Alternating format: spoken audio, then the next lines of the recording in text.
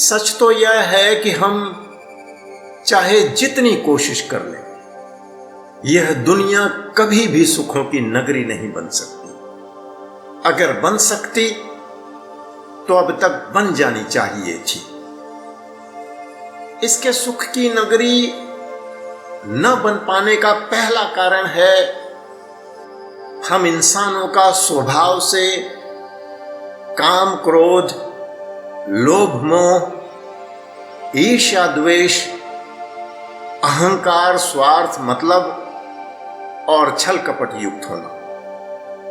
अगर हम ऐसा न भी बनना चाहें तो भी हम भीतर से कमजोर इतने हैं कि परिस्थितियों के जरा सा दबाव पड़ते ही अपने उसूलों से टूट और बिखर जाते हैं।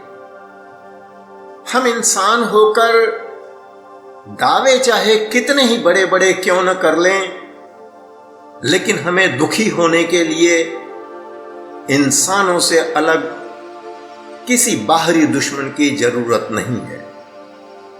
हम खुद ही एक दूसरे के सबसे बड़े शत्रु हैं। बस जरा सा स्वार्थ और अहंकार के टकराव की जरूरत है।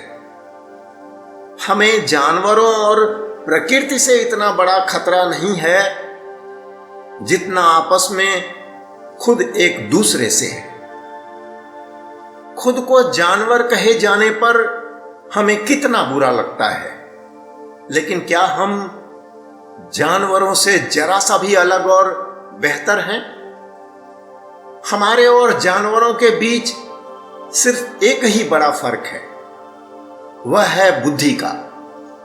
लेकिन इस बुद्धि का उपयोग हमने पशुपन से बाहर निकलकर खुद को इंसान बनाने में नहीं, बल्कि और बड़ा पशु बनाने में किया है।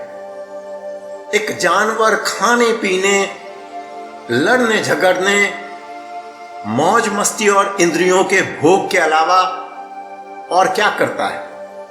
और हम इससे अलग और इससे अधिक और क्या कर रहे हैं? हम चाहे जितनी कोशिश कर लें, यह दुनिया कभी भी सुखों की नगरी नहीं बन सकती। दुख हमारी इस दुनिया में कहीं बाहर से उधार नहीं मंगाया हुआ।